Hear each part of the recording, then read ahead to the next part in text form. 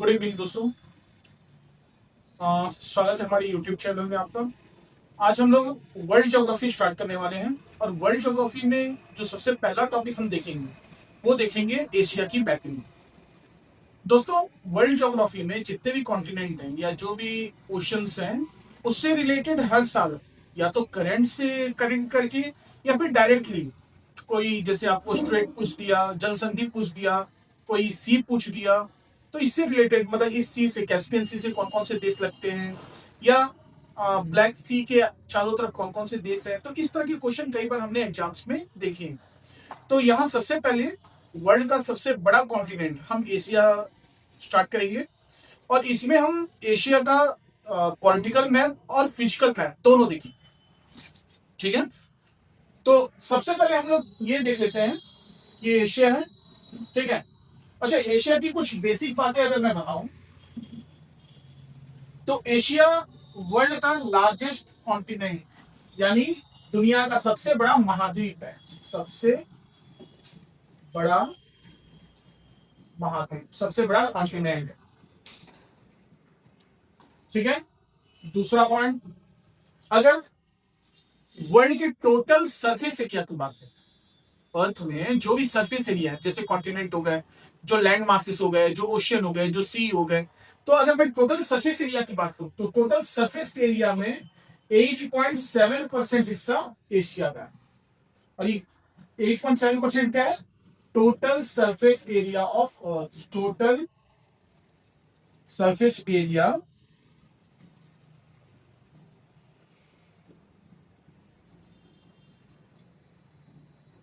Of earth.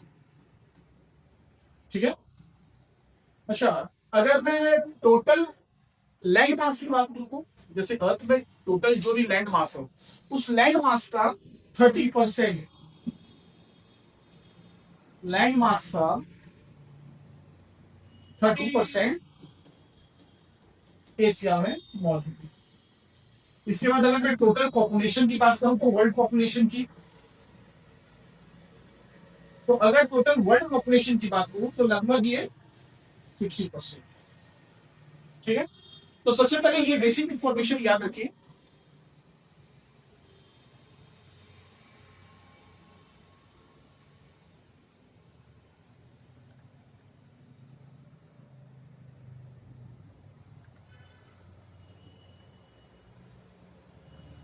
ठीक है, दुनिया का सबसे बड़ा कॉन्टिनेंट है, टोटल सरफेस एरिया का 8.7% है, लैंड मास का 30% है और टोटल पॉपुलेशन का 60% है। ठीक है, अब ये हमारा एशिया का एक ब्लैंक मैप। ठीक है, तो अगर मैं ये देखूं कि अगर ये एशिया है, एशिया के चारों तरफ कौन कौन से फिजिकल बॉडी हैं, जिससे मतलब ये समझिए कि एशिया की बाउंड्री कौन कौन से फिजिकल फिजिकल स्ट्रक्चर बनाते हैं। ठीक है, तो अगर ये हमारा प्यारा भारत,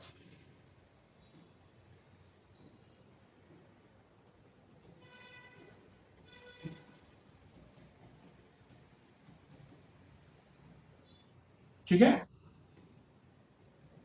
इसके नीचे है इंडियन ओशन,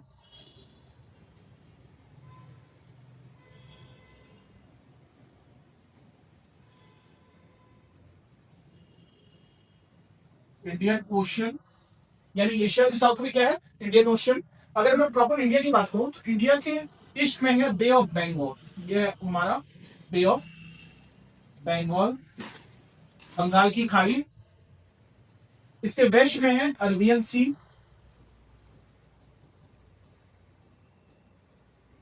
अरब की खाड़ी, अरब सागर। इसके बाद अगर हम और थोड़े ईस्ट की तरफ जाएंगे तो ये चाइना है, चाइना के थोड़े नीचे की तरफ है साउथ चाइना सी। ठीक है, और ये चाइना ईस्ट में है ईस्ट चाइना सी, ईस्ट चाइना सी। हालांकि ये पूरा जो ईस्ट का हिस्सा है, चाइना के ईस्ट में जो भी आपको दिख रहे हैं वाटर बॉडी, ये पैसिफिक ओशन का हिस्सा है। तो ये क्या है? पैसिफिक ओशन, प्रशांत महासागर। ठीक है, ये पूर्वी चीन का सागर और दक्षिणी चीन सागर। ठीक है, और थोड़ा ऊपर जाएंगे तो ये जापान है, जापान। तो जापान और चाइना के बीच में ये है जापान, सी ऑफ जापान, या इसको ईस्ट सी भी बोलते हैं, सी ऑफ जापान, या इसको ईस्ट सी भी बोलते हैं। अच्छा, यहां पे आपको दिख रहा होगा एक छोटा सा बॉर्डर, तो ये एक्चुअल में नॉर्थ कोरिया है और नीचे साउथ कोरिया है। तो इसके बारे में हम डिटेल में और देखेंगे, ठीक है ना।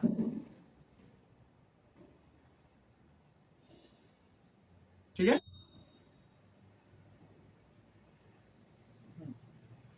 इसके बाद हम ऊपर आते हैं, ऊपर है आर्कटिक ओशियन, आर्कटिक ओशियन, ये रशिया के ऊपर है। तो ये रशिया दुनिया का सबसे बड़ा कंट्री है ये, ठीक है, नॉर्थ में आर्कटिक सी। इसके बाद अगर इस पार्ट में हम देखें तो यहां पे है यूराल माउंटेन, यूराल माउंटेन जो एशिया और यूरोप को सेपरेट करता है। तो वैसे रशिया के बारे में बता दो कि रशिया ऐसा कंट्री है जिसका कुछ पार्ट एशिया में है, मतलब मैक्सिमम पार्ट एशिया में है, और बहुत थोड़ा हिस्सा इसका यूरोप में है। लेकिन इसकी जो कैपिटल है मॉस्को, वो यूरोप में आ, यूरोप कॉन्टिनेंट का पार्ट है मॉस्को। ठीक है, इसके नीचे आते हैं तो ये है कैस्पियन सी, कैस्पियन सी, और ये है ब्लैक सी, और यहां एक छोटा सा आपको वाटर बॉडी दिखाई दे रहा, ये छोटा सा, ठीक है, दिख रहा है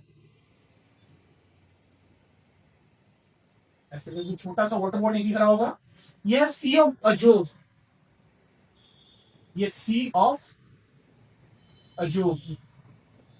कई बार आप लोग न्यूज में सुनते होंगे सी ऑफ अजोव, जैसे रशिया और यूक्रेन का जब वॉर हुआ तो इसी सी ऑफ अजोव की तरफ से रशिया यूक्रेन की तरफ अटैक कर रहा था अपनी नेवी के थ्रू।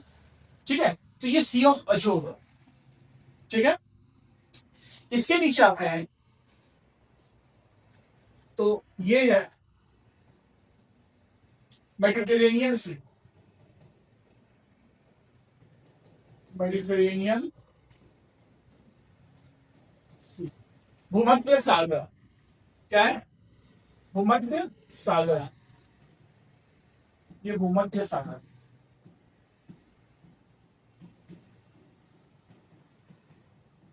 मेडिटेरेनियन सी। ठीक है, अच्छा ये तो सऊदी अरब है ना। इसके वेस्ट में हम देखेंगे तो ये है रेड सी। ठीक है, रेड सी के और अगर हम नीचे आते हैं, ठीक है, तो फिर यहां पे इंडियन ओशन स्टार्ट होता है। ठीक है, अच्छा यहां पे है एक और बच गया, sea of Adani, sea of Aden. इन्हीं रेड सी और सी ऑफ अदन के बीच में ही है जो स्ट्रेट है जल संधि, उसका नाम है बाबल मंडेब, बाबल मंडेब। इसी बाबल मंडेब स्ट्रेट के पास सी ऑफ अदन में अभी कुछ समय पहले यमन के यहूदियों ने भारत के कमर्शियल शिप पे अटैक किया था, जो कार्गो शिप होते हैं उस कार्गो शिप पे यही थी सी ऑफ अदन में बाबल मंडेब के पास यमन की यहूदी। ठीक है, ये है यमन कंट्री, इसके यहाँ की एक टेररिस्ट ऑर्गेनाइजेशन है यहूदी जिसको बोलते हैं, वो हमारे कार्गो शिप पे, इंडियन कार्गो शिप पे अटैक की थी, तो इसलिए काफी न्यूज में ये रहा था। तो नेवी एक तरह से इनको प्रोटेक्शन दी थी वहां और इनसे बचे। ठीक है, तो ये अगर हम ओवरऑल देखें तो ये हमारे एशिया का बाउंड्री है, जो एशिया की बाउंड्री डिसाइड कर। ठीक है, अब यहां से हम आगे बढ़े हैं तो एक एक करके सारी कंट्री दे देते हैं। ठीक है, कि यहाँ कौन सी कंट्री क्या है। सबसे पहले दो चार बड़े देश का नाम दिया, ठीक है, और जिस प्रकार से बता रहा वो सीरीज तो अगर उस प्रकार से लर्न करेगी तो लर्न करना बहुत आसान है। ये इंडिया है, ठीक है, मैं गलत कंफ्यूज कर देता हूं।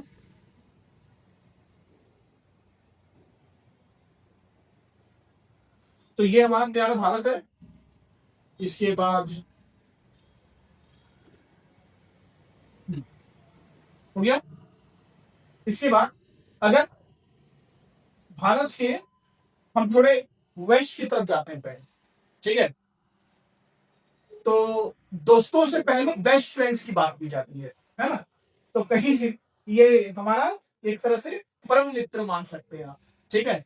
कौन? पाकिस्तान, जो हमेशा हमारा वेल विशर है। अब वेल विशर तुम तो आपको समझ जाइए, ठीक है। तो ये है पाकिस्तान,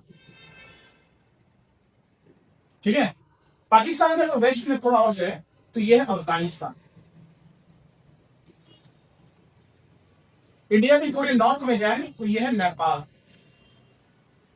और थोड़ा ईस्ट की तरफ जाए तो ये है भूटान, ठीक है। और भूटान से साउथ में आए तो ये बांग्लादेश। अब बांग्लादेश भी पाकिस्तान के नक्शे पे धीरे धीरे चल रहा है, ठीक है ना। अभी तक तो पाकिस्तान खुद को मुस्लिमों का मसीहा मान रहा था, ठीक है। और भारत को बर्बाद करने की जो भी कृत्य ये कर सकते हैं वो सभी वो अपनाते हैं, ठीक है ना। लेकिन वही दूसरी ओर अगर चाइना के उइगर मुस्लिम की बात आएगी तो यही पाकिस्तान के मुंह में दही जम जाता है, ठीक है। कुछ कुछ नहीं बोल सकते क्योंकि इनके टुकड़ों पे फल रहे हैं, ठीक है। तो बांग्लादेश, यही इंडिया की तरफ साउथ में जाएंगे तो श्रीलंका, ठीक है।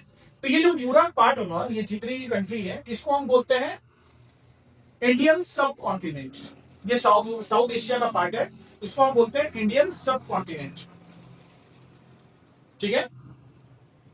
ये है इंडियन सब कॉन्टिनेंट, हो गया।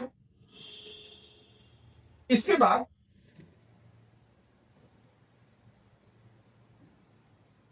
ये पार्ट है इंडियन सब,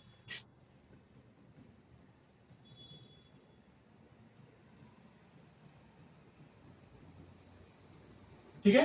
तो एक बार रिवाइज कर लिए, थोड़े वेस्ट में जाइए इंडिया से, अफगानिस्तान, पाकिस्तान, इंडिया, इंडिया के फिर और थोड़ा ईस्ट में जाएंगे तो बांग्लादेश, ऊपर है भूटान, थोड़ा साइड जाएंगे नेपाल, इंडिया के नीचे जाएंगे श्रीलंका। अच्छा, इंडिया के और थोड़ा नीचे यहाँ पे है मालदीव,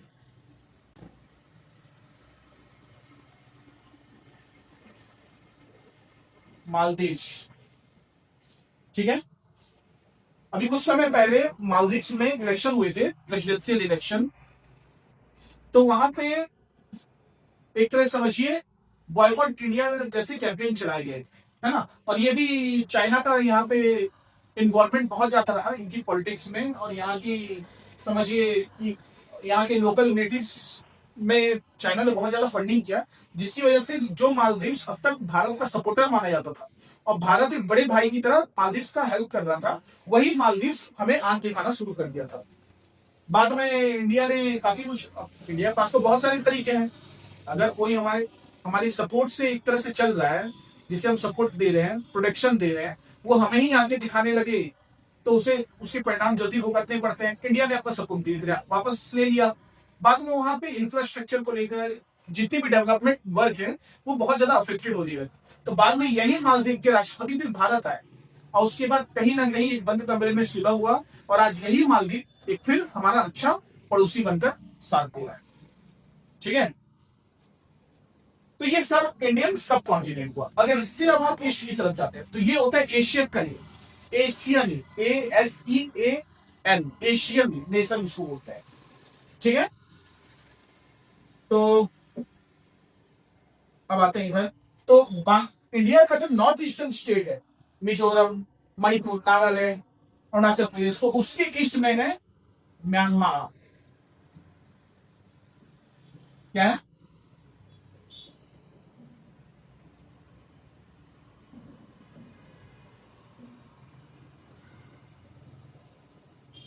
म्यांमार, मतलब मुझे नहीं आ रहा है।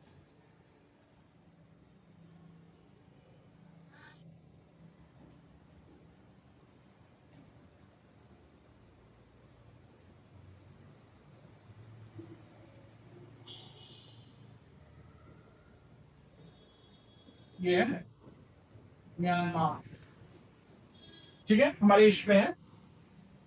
ठीक है, अभी रोहिंग्या मुस्लिम इधर ही यहीं पे, जैसे यहाँ की बुद्धिस्ट कम्युनिटी और रोहिंग्या मुस्लिम के बीच 2-3 साल पहले काफी कुछ इशू चल रहे थे, जिसकी वजह से रोहिंग्या मुस्लिम यहीं से माइग्रेट किए। तो यहाँ से जो रोहिंग्या मुस्लिम थे म्यांमार से, वो बांग्लादेश और इंडिया की तरफ मूव किए, जो आज इंडिया में हर जगह एक तरह से फैले हुए हैं, है ना। और इन्हीं की वजह से, मेनली इन्हीं की वजह से SIR भारत में लाया है। ठीक है, तो ये म्यांमार। म्यांमार के बगल में आ जाएंगे तो ये है लाओस। लाओस, लाओस के और थोड़ा हिस्ट्री जाएंगे तो ये है वियतनाम। वियतनाम, ये साइड में जो कंट्री दिख रहा है साउथ चाइना सी लाइन के, ये है वियतनाम। ठीक है, लाओस के नीचे आएंगे तो ये है थाईलैंड। थाईलैंड, और थाईलैंड से थोड़ा साउथ ईस्ट की तरफ जाएंगे तो ये है कंबोडिया। कंबोडिया, ठीक है, कंबोडिया। थाईलैंड के और नीचे जाएंगे तो ये है मलेशिया। मलेशिया, और मलेशिया के नीचे जाएंगे तो एक छोटा सा कंट्री यहां आपको दिख रहा होगा, ये है सिंगापुर। ये है सिंगापुर, ठीक है। तो ये म्यांमार, बगल में Laos, Vietnam, Thailand, Cambodia, Malaysia, Singapore. Singapore के नीचे आएंगे तो ये जो कुछ आइलैंड आपको दिख रहे होंगे, ये सब इंडोनेशिया है। इंडोनेशिया के बारे में अगर मैं बताऊं तो दुनिया का सबसे बड़ा आर्कीपेल्गो है इंडोनेशिया। आर्कीपेल्गो का मतलब होता है जब बहुत सारे आइलैंड मिलकर एक देश बनते हैं, तो इसे सबसे बड़ा मतलब इसे आर्कीपेल्गो कहते हैं। जब बहुत सारे आइलैंड्स मिलकर एक देश बनते हैं तो उसे आर्कीपेल्गो कहते हैं, या इसको आप द्वीप समूह समझिए। हिंदी में इसको द्वीप समूह कहते हैं। तो अगर आपसे क्वेश्चन में पूछे, जिसकी संभावना बहुत कम है, कि दुनिया का सबसे बड़ा आर्कीपेल्गो कौन सा है, तो इंडोनेशिया। यहाँ पर लगभग 4000 से भी ज्यादा आइलैंड्स हैं, छोटे बड़े मिलाकर लगभग 4000 से ज्यादा आइलैंड्स हैं। जबकि अगर आपसे पूछे कि दुनिया का सबसे बड़ा आइलैंड कौन सा है, कमेंट करिए, दुनिया का सबसे बड़ा आइलैंड। ठीक है, तो ये है हमारा इंडोनेशिया।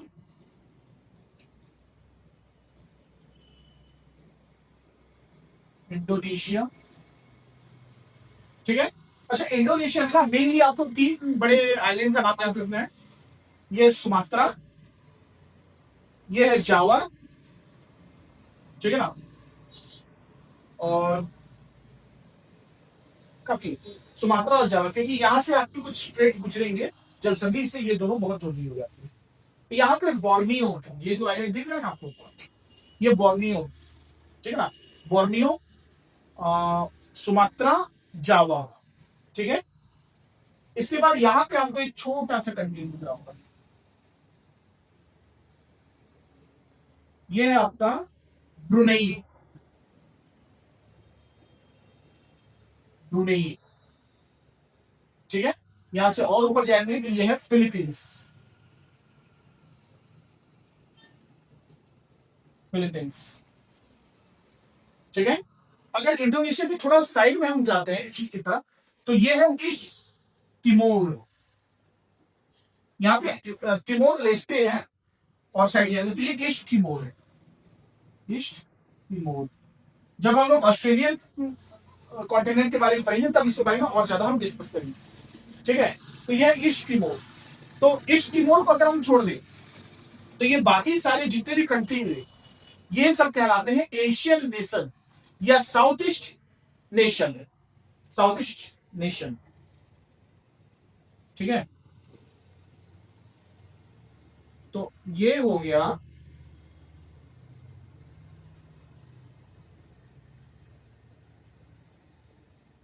साउथ ईस्ट नेशन, या इसको एशियन नेशन भी बोल सकते। एशिया नेशन हो गया। तो हमने इंडियन सब कॉन्टिनेंट देखा, उसके बाद साउथ चाइना एशियन नेशन देखा। अब इसके बाद हम लोग आते हैं ईस्ट ईस्ट एशिया की तरफ, ईस्टर्न एशिया जिसको वहां बोलते हैं।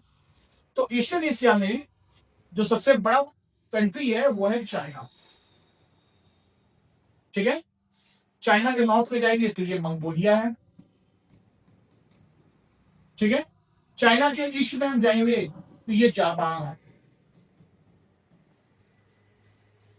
ठीक है, ये कौन सा कंट्री है? जापान है।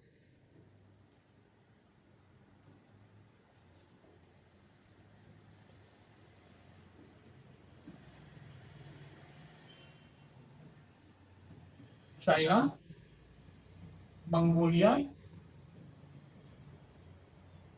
और ये जापान। अच्छा, यहां पे आपको दो छोटे पार्ट दिख देंगे, ये नॉर्थ कोरिया, नॉर्थ कोरिया, और ये साउथ कोरिया।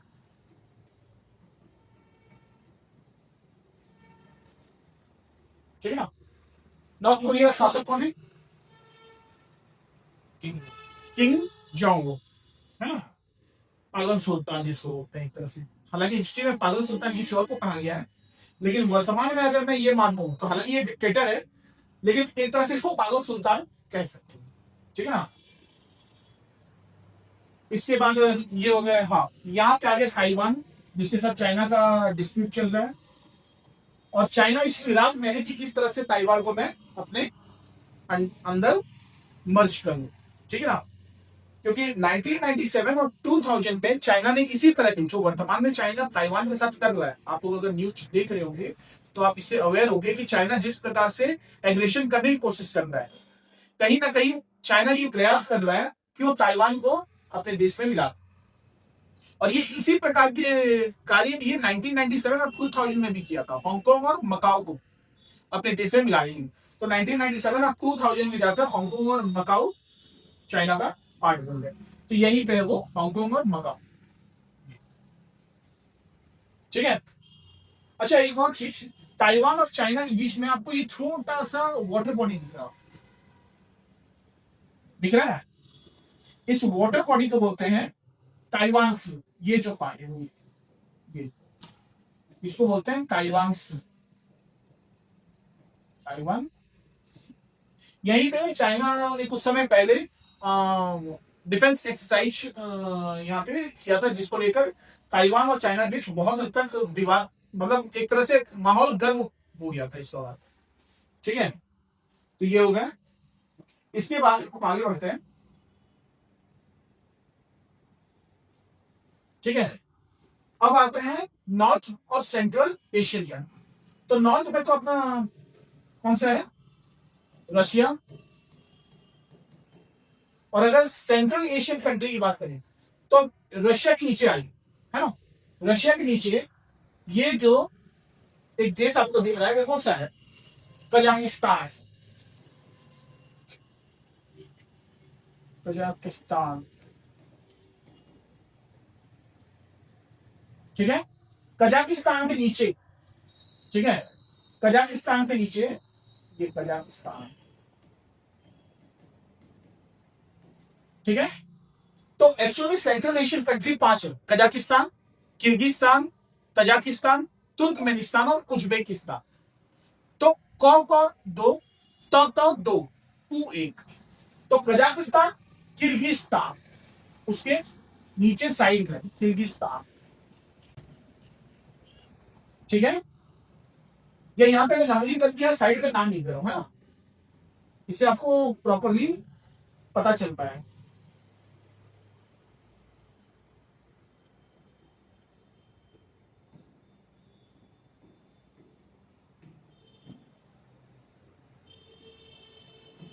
ये है नंबर 1 कजाकिस्तान,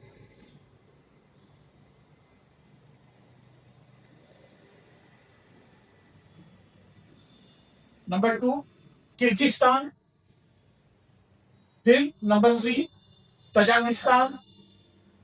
ठीक है, हो गया। नंबर 4 तुर्कमेनिस्तान, और नंबर 5 उज्बेकिस्तान। ये 5 कंट्री है ना? Number 1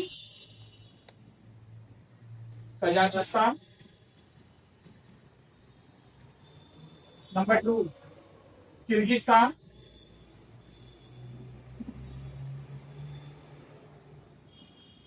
number 3 Tajikistan, number 4 Turkmenistan,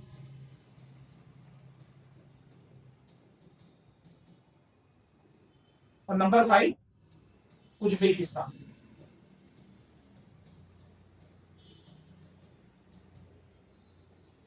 ठीक है, तो ये हमारे सेंट्रल एशियन नेशन है।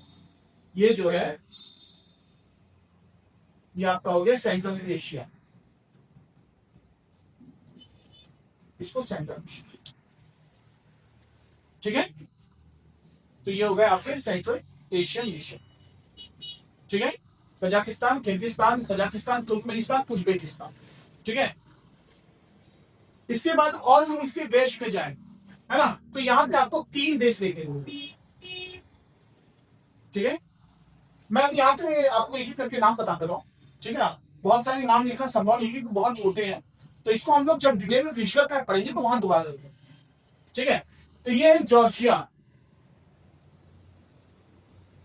जॉर्जिया। ठीक है, जॉर्जिया के नीचे, ठीक है, ये जो छोटा सा देश दिख रहा है ये अर्मेनिया, और अर्मेनिया के ईस्ट में कैस्पियन सी की बॉर्डर को जो टच करता है वो अजरबैजान, अजरबैजान। ठीक है, अच्छा, अर्मेनिया और अजरबैजान में कुछ लैंड है, कुछ लोकेशन है, उसको लेकर बहुत विवाद चलते रहता है। और अभी हाल ही में इंडिया ने कुछ डिफेंस सपोर्ट भी दिया है अर्मेनिया को, साथ में हमारे प्राइम मिनिस्टर मोदी अर्मेनिया का दौरा भी किए। ठीक है ना, जिसको लेकर अजरबैजान कहीं ना कहीं नाखुश बहुत दिखा।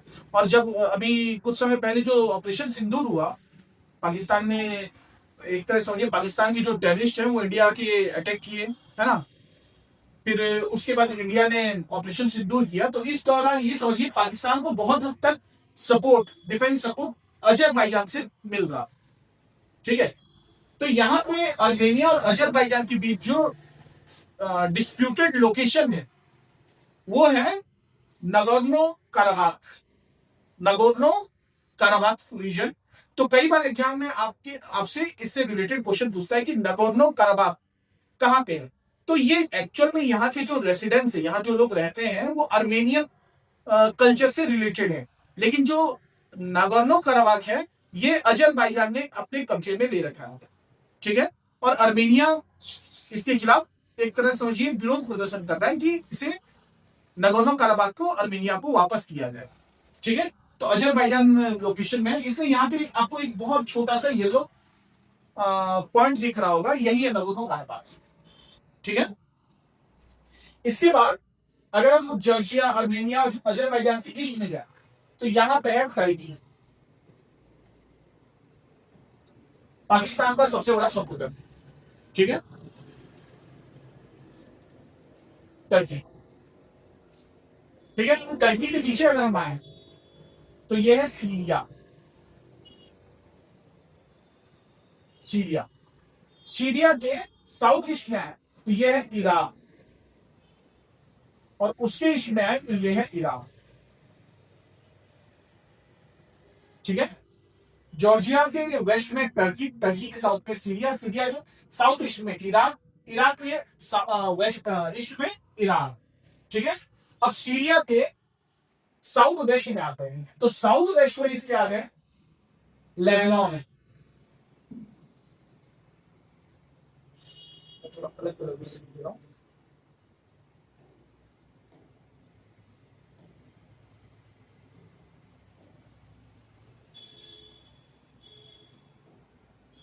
लेबनान। लेबनान के नीचे अगर जाएंगे साउथ में तो ये है इजराइल, जिसको लेकर सारा वो हल्ला मचा हुआ है, हाँ, इजराइल और ईरान के वॉर को लेकर। ठीक है, इजराइल के ईस्ट में अगर जाएंगे ये है जॉर्डन। ठीक है, जॉर्डन के अगर साउथ में आएंगे तो ये है सऊदी अरब, सऊदी अरब, ठीक है। अच्छा, सऊदी अरबिया के ऊपर यहाँ पे देखिए छोटा सा कंट्री आपको दिख रहा होगा, ठीक है, यह है कुवैत। ये कौन सा है? कुवैत, ठीक है। यहाँ पे आपको एक आइलैंड कंट्री दिख रहा होगा, ये ये है बहरीन, बहरीन, ठीक है। इसके बाद ना, एक मिनट,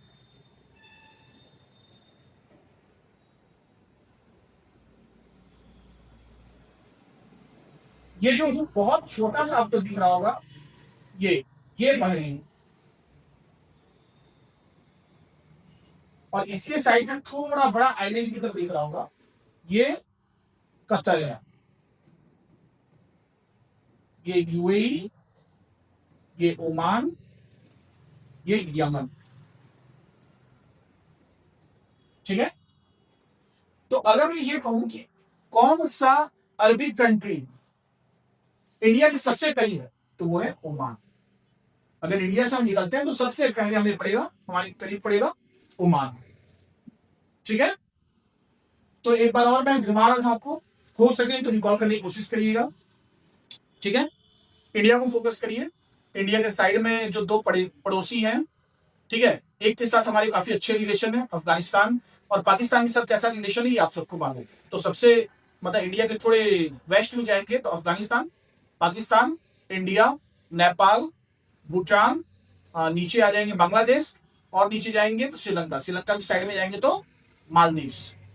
अब इंडिया के ईस्ट में चले, इंडिया के ईस्ट में म्यांमार, म्यांमार की साइड में लाओस, लाओस की साइड में, लाओस की साइड में वियतनाम, फिर उसके बाद लाओस को नीचे आएंगे तो थाईलैंड, थाईलैंड की साइड में कंबोडिया, फिर थाईलैंड के नीचे जाएंगे तो थाईलैंड के नीचे है मलेशिया, मलेशिया के नीचे सिंगापुर, सिंगापुर के नीचे जाएंगे तो इंडोनेशिया, इंडोनेशिया के थोड़े और ईस्ट में जाएंगे, छोटा सा आइलैंड कंट्री है ईस्ट तिमोर, इंडोनेशिया के ऊपर जाइए ब्रुनेई, ब्रुनेई के ऊपर फिलीपींस, ठीक है। फिर स्टार्ट करते हैं चाइना, चाइना के जस्ट बगल में ईस्ट में है ताइवान, और चाइना से थोड़ा नॉर्थ ईस्ट में है जापान, ठीक है। और जापान और चाइना के बीच में North Korea, South Korea, China के नॉर्थ में मंगोलिया, मंगोलिया के नॉर्थ में रशिया, रशिया से फिर नीचे आइए south sorry Central Asian country, तो Kazakhstan, Kyrgyzstan, Tajikistan, Turkmenistan, Uzbekistan, ठीक है। और थोड़ा रशिया तो बहुत कम है, और थोड़ा वेस्ट की तरफ जाइए, वहां से नीचे जॉर्जिया, अर्मेनिया, अजरबैजान, ठीक है। अर्मेनिया एक लैंड ऑफ कंट्री है, अर्मेनिया, लाओस। तो लैंड ऑफ कंट्री होता है कि कोई ऐसा देश जो किसी भी तरफ से किसी वाटर बॉडी को टच ना करता हो, यानी आसपास ना कोई सी हो, ना कोई ओशन हो, ठीक है ना, इसको हम बोलते हैं लैंड लॉक्ड कंट्री। तो अर्मेनिया एक लैंड लॉक्ड कंट्री है, वैसे ही लाओस भी है। तो फिर जॉर्जिया से हम नीचे अगर आते हैं तो जॉर्जिया के नीचे आ जाएगा टर्की, टर्की से नीचे आएंगे सीरिया, सीरिया से साउथ ईस्ट की तरफ उतरते चले जाएंगे तो इराक, और ईस्ट में ईरान, सीरिया से हम साउथ वेस्ट की तरफ जाएंगे तो आएगा हमारा लेबनान, लेबनान के नीचे इजराइल, इजराइल के बगल में जॉर्डन। अच्छा, इजराइल और जॉर्डन के बीच में छोटा सा रीजन है जो अब धीरे धीरे एक देश का रूप बनता जा रहा है, ठीक है, ये है फिलिस्तीन, ठीक है ना, फिलिस्तीन। और इसी को लेकर जो मुस्लिम वर्ल्ड है और इजराइल, इनके बीच टेंशन बना हुआ है। तो इजराइल, फिलिस्तीन, जॉर्डन, जॉर्डन के थोड़े साउथ ईस्ट की तरफ आएंगे तो सऊदी अरबिया, सऊदी अरबिया के बाद ऊपर में कुवैत, बहरीन, कतर, यूएई, फिर इधर ओमान, यमन। तो ये हो गया पूरा एशिया की पॉलिटिकल मैप की अगर हम बात करें, ठीक है। उम्मीद है ये क्लियर हो गया होगा। एक से दो बार, एक दो बार अच्छे से देख लीजिए, उसके बाद मैप को बंद कर दीजिए और आंख बंद करके खाली अपने आप को ना मूव करवाइए, खाली सोचिए इंडिया, ये ये हो गया इंडियन सब कॉन्टिनेंट। फिर चल जाएंगे हम लोग एशियन नेशन में। एशियन नेशन ऐसे ऐसे करके ये हो गया फिलीपींस तक एशियन नेशन। उसके बाद आ जाओ चाइना। चाइना के पड़ोसी की बात करें तो ये चाइना हो गया, ये मंगोलिया हो गया। मंगोलिया के बाद फिर रशिया। रशिया से फिर नीचे जाएंगे सेंट्रल एशिया। रशिया से और थोड़ा साइड में जाके नीचे जाएंगे जॉर्जिया, आर्मेनिया, अजरबैजान। उससे और नीचे जाएंगे तो टर्की। टर्की के बाद इधर आ गया सीरिया, सीरिया इराक ईरान। और सीरिया से इधर चल जाएंगे तो लेबनान, इजराइल, फिलिस्तीन और Jordan, Saudi Arabia, Kuwait, Bahrain, Qatar, UAE, Oman, Yemen. तो अगर आपका मैप क्लियर है तो इससे रिलेटेड बहुत सारे क्वेश्चन बनते हैं। अभी हम लोग और भी देखेंगे, जैसे वाटर बॉडी देखेंगे, इसके बाद स्ट्रेट देखेंगे, ठीक है ना, कौन कौन से माउंटेन कहाँ है इंपॉर्टेंट वो देखेंगे, ठीक है। तो यहां तक क्लियर है। हुँ?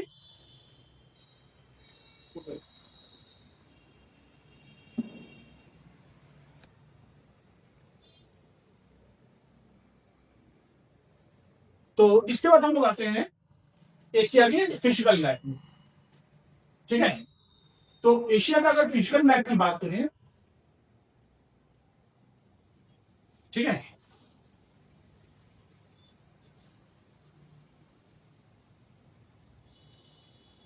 हो गया। बस इसको और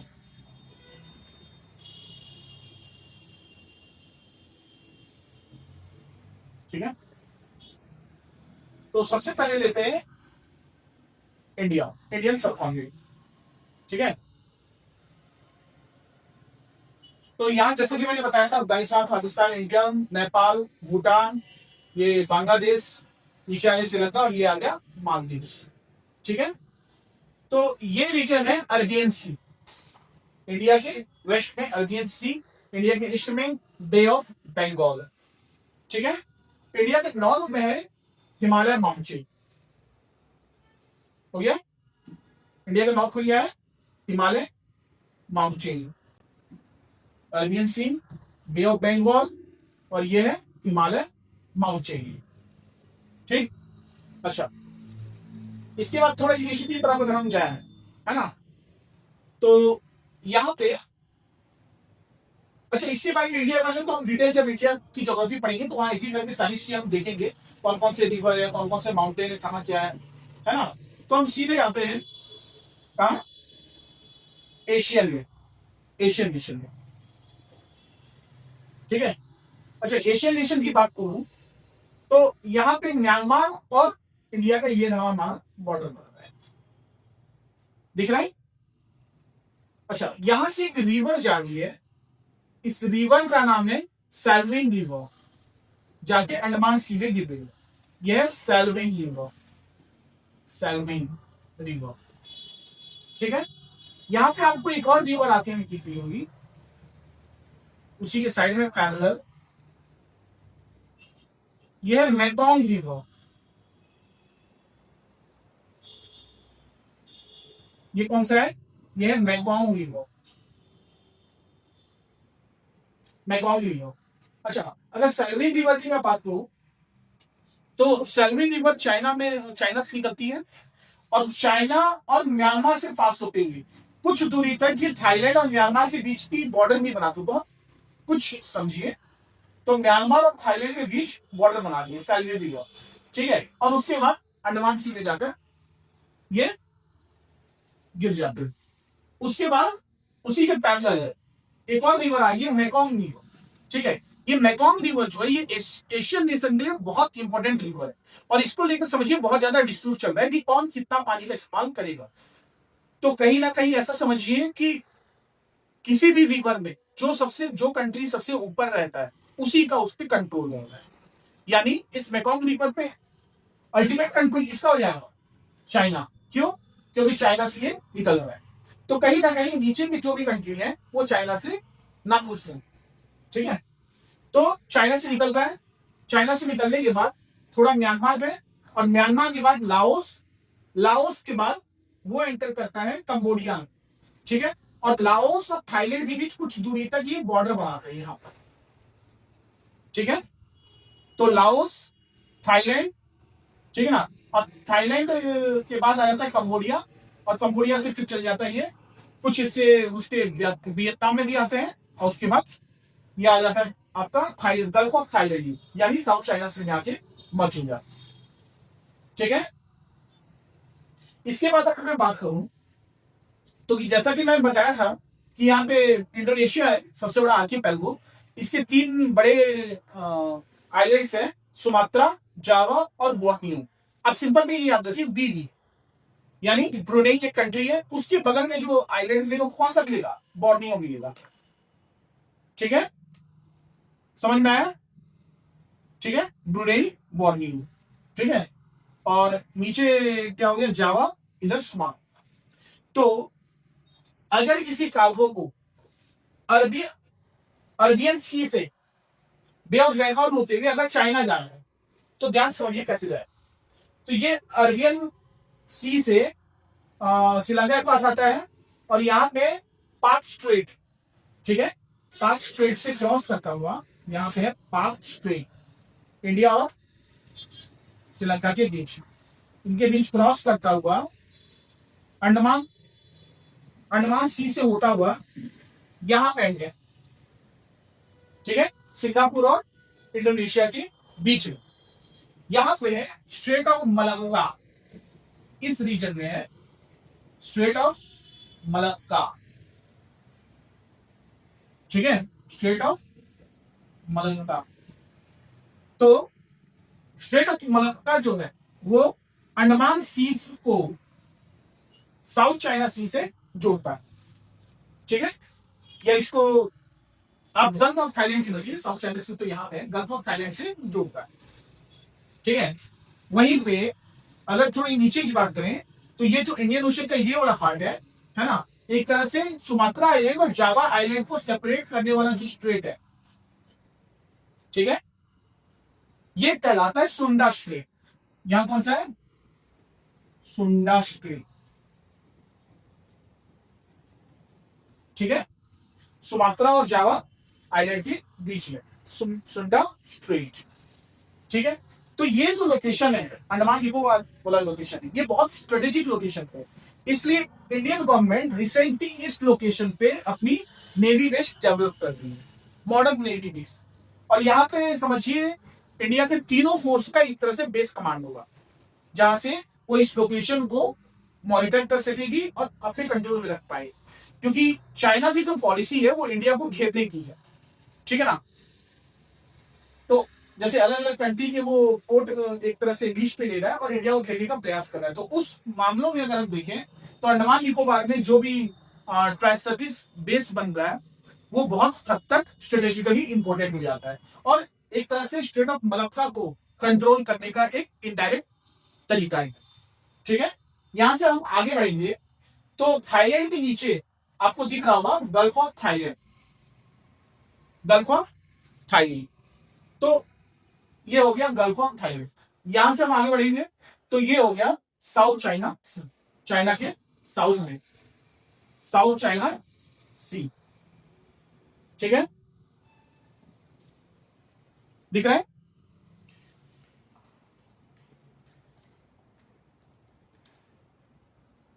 हो गया। अच्छा, यहां पर एक और चीज, ये लाओस है और ये चाइना है, तो लाओस और चाइना के बीच में ये गल्फ रीजन है। ठीक है, तो ये इस गल्फ को बोलते हैं Gulf of Tonkin, Gulf of Tonkin, TUNKIN, Gulf of Tonkin. ठीक है, अच्छा एक बेसिक क्वेश्चन पूछता हूं, बे और गल्फ में डिफरेंस क्या है, बे और गल्फ में डिफरेंस क्या है। जैसे एक पेनिनसुला होता है, अगर कोई लैंड बॉडी है उसके तीन तरफ वाटर बॉडी की, तो उसको हम पेनिनसुला हो, प्रायद्वीप, जैसे भारत का ये प्रायद्वीपीय पठार है, दक्षिण का प्रायद्वीपीय पठार, तो इसकी तीन तरफ देखी, वेस्ट में अरबियन सी, ईस्ट में बे ऑफ बंगाल, साउथ में इंडियन ओशन, तो ये कहलाया पेनिनसुला। ये क्या कहलाया, पेनिनसुला। इसी प्रकार से गल्फ, ये बे ऑफ बंगाल और ये गल्फ ऑफ थाईलैंड। तो बे और गल्फ क्या, अगर कोई वाटर बॉडी जो तीन तरफ से लैंड से घिरा, कोई वाटर बॉडी जिसके 3 डायरेक्शन में लैंड हुई और चौथे डायरेक्शन में वाटर हुई, ठीक है। लेकिन ये जो वाटर है उसका जो पास है वो बहुत ब्रॉड हो, पास ब्रॉड हो, किसी ब्रॉड पास से कनेक्ट हो रहा हो तो उसको बे बोलते हैं। जैसे यहाँ इतना चौड़ा पास जिसके थ्रू वो इंडियन ओशन से कनेक्ट हो रहा है, तो ये बे कह रहा है। ये क्या कह रहा है? बे कह रहा है, ठीक है। वहीं पे आप अगर इधर देख रहे हैं, ये गल्फ ऑफ बेल्जियम है, गल्फ ऑफ थाईलैंड है, तो इनके जो पास है किसी दूसरे वाटर बॉडी से कनेक्ट होने के जो पास है वो थोड़ी नैरो हो, तो उस कंडीशन में उसको क्या बोलते हैं? गल्फ बोल, ठीक है। तो अगर बे किस कंडीशन बोलेंगे? जब उसका पास थोड़ा बड़ा होगा तो बे, और अगर पास थोड़ी छोटे हो गए तो गल्फ, ठीक है। यहां से हम आगे बढ़े साउथ चाइना सी से, अब आते हैं हम लोग चाइना की, ठीक है। अच्छा एक और बात, अगर मैं इधर इंडोनेशिया जो है, आपको इंडोनेशिया दिख रहा होगा इक्वेटर के ऊपर, दिख रहा है? इंडोनेशिया कहाँ है? इक्वेटर के ऊपर, ठीक है।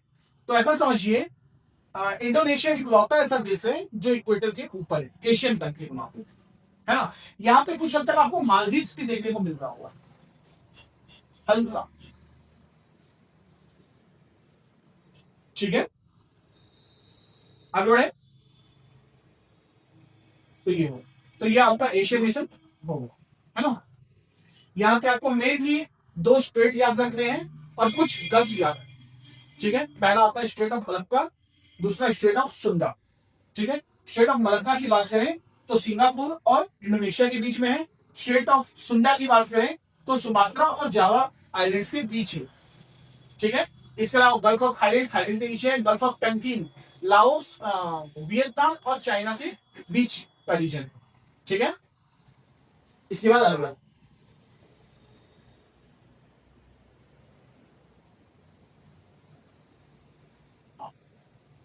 तो अब ये हो गया चाइना, ठीक है।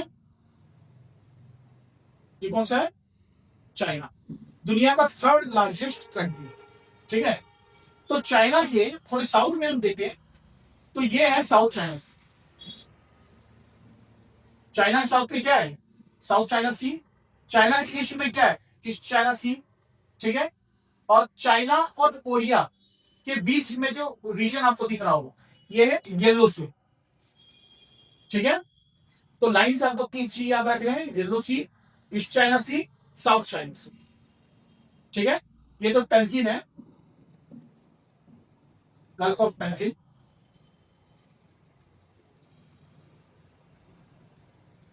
ठीक है। अब साउथ चाइना सी में ही चाइना ने क्या किया है, इसे अपना कल्चरल हेरिटेज दिखा करके यहां पे उसने 9 डैश लाइन खींचे हैं,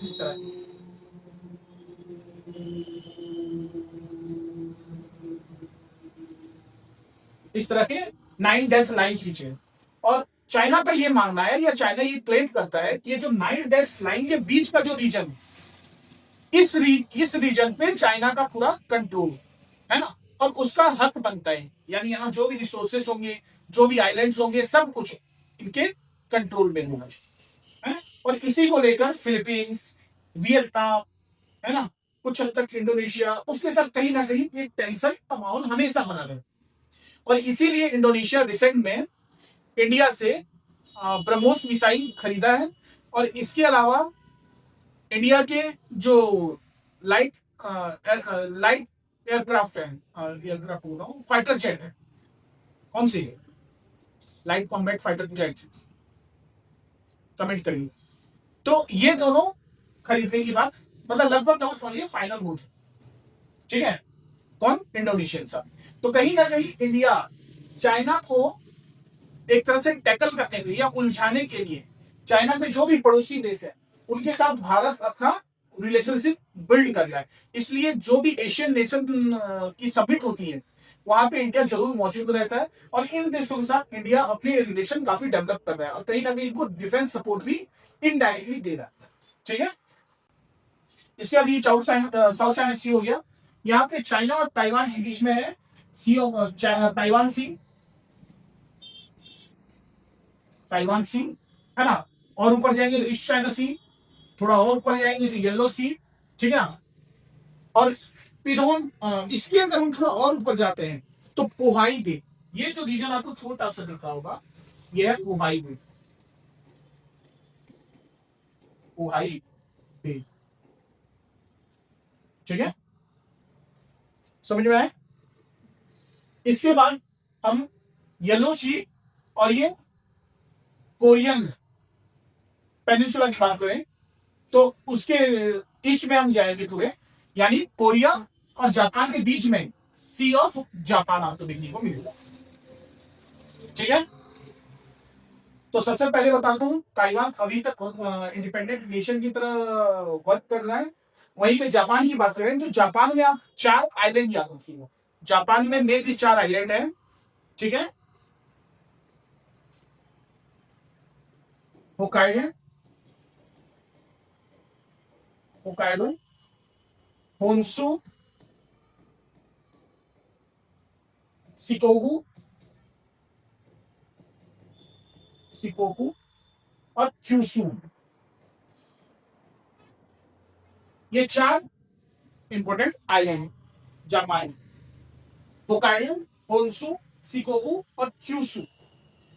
एसएससी के एग्जाम में हुए या किसी भी स्टेट की सीएस में जापान से जब भी क्वेश्चन पूछता है तो ये क्वेश्चन जरूर पूछेगा कि जापान में जो 4 बड़े आइलैंड हैं, होकाइडो, होन्शु, शिकोकू, क्यूशू, इनको नॉर्थ से साउथ अरेंज करिए, या कई बार साउथ से नॉर्थ अरेंज करने को होता है।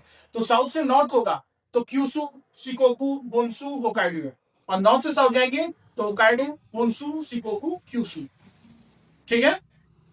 फिर अच्छा, जितने भी बड़े सिटी है जापान की, मोस्टली जितने भी बड़ी सिटी है वो आपको होन्शु आइलैंड में, वो आपको कहा गया होन्शु आइलैंड में देगा, तो बहुत ज्यादा इंपॉर्टेंट हो जाता है। जैसे बोले टोक्यो किस आइलैंड में है, जैसे कई बार अंडमान निकोबार में आपने सुना होगा कि अंडमान निकोबार का जो कैपिटल है वो कौन से आइलैंड में है, अंडमान निकोबार, ठीक है ना।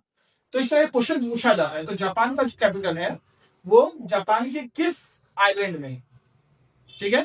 तो ये आपका होन्शु आइलैंड में है, टोक्यो, ठीक है। फिर उसके ईस्ट में जाएंगे तो सी ऑफ जापान हो गया। अब यहां से हम चाइना पे फोकस करते हैं, ठीक है।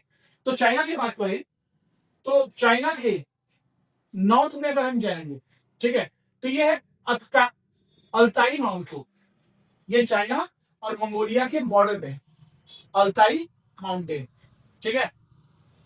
इसके बाद यहां आपको मंगोलिया और चाइना की दिखेगा गोबी डेजर्ट, कौन सा दिखेगा, गोबी डेजर्ट, ठीक है। गोबी डेजर्ट के ईस्ट में जाएंगे, सी ऑफ जापान और गोबी डेजर्ट के बीच में, तो यहां पे आपका मिलेगा मंचूरियन प्लेन, मंचूरिया का प्लेन, ठीक है, मंचूरिया का मैदान, ठीक है, मंचूरियन प्लेन। तो पहला तो ये 3 माउंटेन, 3 फिजिकल बॉडी बहुत इंपॉर्टेंट हो जाते हैं, Altai mountain, Gobi desert, Manchurian plain, ठीक है।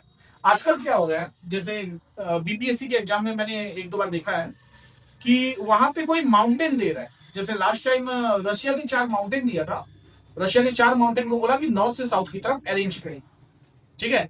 इसके बाद जैसे उससे पहले के साल में इटली, इटली फ्रांस के रीजन का कोई माउंटेन दिया था एग्जाम में, है ना। इसके अलावा बीपीएससी ने ही किसी दूसरे एग्जाम्स में ईरान का एक माउंटेन को दिया था कि ये माउंटेन किस कंट्री में है। तो इसलिए स्पेशली बीपीएससी की बात करो तो वो अब कहीं ना कहीं वर्ल्ड ज्योग्राफी से, फिजिकल ज्योग्राफी से रिलेटेड क्वेश्चन पूछ रहा, 1 से 2 क्वेश्चन जरूर पूछ रहा। फिर अल्ताई माउंटेन के थोड़े नीचे आया तो ये है तिएनशान, ये कौन सा है, तिएनशान, तो ये किर्गिस्तान और चाइना के बीच है, तिएनशान माउंटेन, ये क्या है, तिएनशान माउंटेन। तिएनशान माउंटेन के नीचे आएंगे तो ये है टकलामकान डेजर्ट, ये कोल्ड डेजर्ट, ठीक है, कौन सा है, टकलामकान डेजर्ट, ठीक है। अच्छा, इसके और साउथ में आएंगे, ये है कुनलुन माउंटेन, ये कौन सा है, कुनलुन माउंटेन, अल्ताई माउंटेन, इसके बाद तिएनशान, टकलामकान, कुनलुन, ठीक है। कुल्लू के नीचे जाएंगे तो ये है हिमालय। ये कौन सा है? हिमालय माउंटेन। ठीक है, हो गया।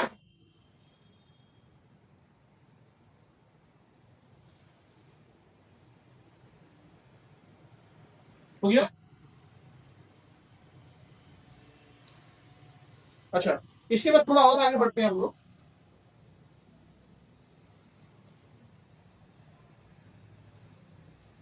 ठीक है, ये वाला जो रीजन है ये तिब्बतन प्लेट्यू है। ये कौन सा है? तिब्बतन प्लेट्यू है। तिब्बत का पठार,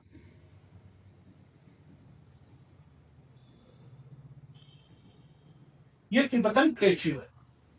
ठीक है, ये वाला आंसर हो गया।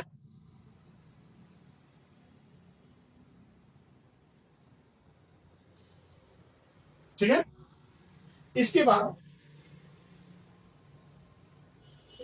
प्लेट तो बात नहीं है। एक और बचा है यहाँ पे। हाँ, ये वाला रीजन है सिचुआन बेसिन।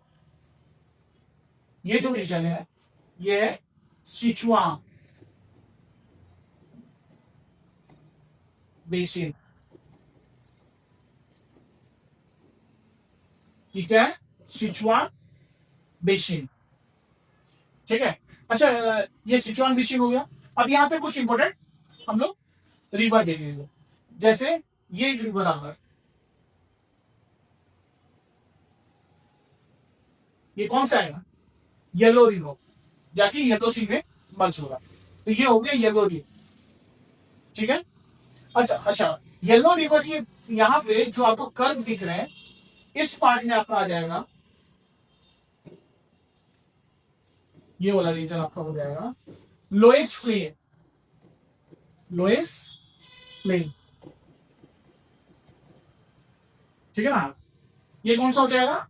Lowest plane.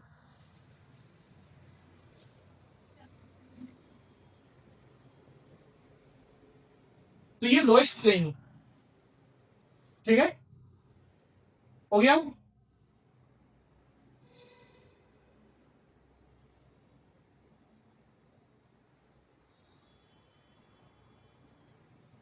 ठीक है, अच्छा, यहां पे एक रिवर दिख रहा होगा, यांची रिवर। ये कौन सा रिवर? यांची रिवर। इसे यांग की शिक्षांग में बोला जाता है ना? यांची रिवर। ठीक है, इसके बाद यहां जैसे मैंने कुछ देर पहले आपको बताया था, ये रहा आपका मेगोंग रिवर। ये मेगोंग रिवर और ये सल्फीन रिवर। ठीक है, ये मेकोंग है, ये सल्फीन है ना? ये यांशी रिवर है, ये दो रिवर है। ये कुछ इंपोर्टेंट रिवर है जो आपके हिमालयन रीजन या फिर तिब्बतन प्लेटू से निकलते हैं। मोस्टली तिब्बतन प्लेटू से ही सब निकलते हैं। ठीक है, कोई डाउट यहां तक? अच्छा, एक और बात, ये जो येलो रिवर है और यहाँ पे यांची रिवर, इसी के बीच चाइनीज सिविलाइजेशन का डेवलपमेंट हुआ था। आप लोग पढ़े होंगे हिस्ट्री में कि जब इंडिया में इंडस वैली सिविलाइजेशन का ग्रोथ हुआ, इसी दौरान चाइना में चाइनीज सिविलाइजेशन का ग्रोथ हुआ, डेवलप हुए। वहीं पे आप जाएंगे इराक, सीरिया और टर्की वाले रीजन में, तो वहां पे मेसोपोटामियन सिविलाइजेशन का डेवलपमेंट हुआ था। वहीं पे आप इजिप्ट जाएंगे तो वहां पे इजिप्टियन सिविलाइजेशन का डेवलपमेंट हुआ। तो ध्यान से देखिए, ये दो रिवर के बीच में ये जो लोकेशन, तो यहीं पे था चाइनीज सिविलाइजेशन। अच्छा, कोई भी सिविलाइजेशन ना नदियों के आसपास ही डेवलप होते हैं। क्यों? क्योंकि नदियां जो होती हैं एक डोमेस्टिक यूज और एग्रीकल्चरल यूज, दोनों यूज के लिए वो पानी अवेलेबल कराती हैं। इसलिए जितने भी बड़ी सभ्यताएं आप देखेंगे, जितने भी बड़े सिटी देखेंगे, वो सब किसी ना किसी रिवर के आसपास होंगे। ठीक है, हो गया। तो ये आपका चाइना खत्म हुआ। ठीक है ना? चाइना, मंगोलिया, जापान, ताइवान, ये सारी रीजन होगा। इसके बाद हम लोग जाएंगे सेंट्रल एशियन नेशन की तरफ। तो आगे बढ़िए यहां से।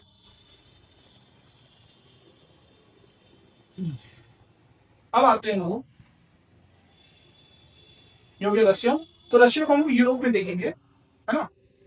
इसे हम कहा देखेंगे, यूरोप में। ठीक है,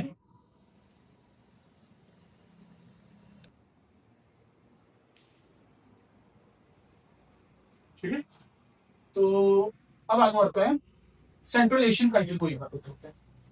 ठीक है, तो सेंट्रल एशियन कंट्री की अगर हम बात करें तो यहाँ पे 5 कंट्री आती है। Kazakhstan, Kazakhstan, Kyrgyzstan, Kyrgyzstan, Tajikistan, Turkmenistan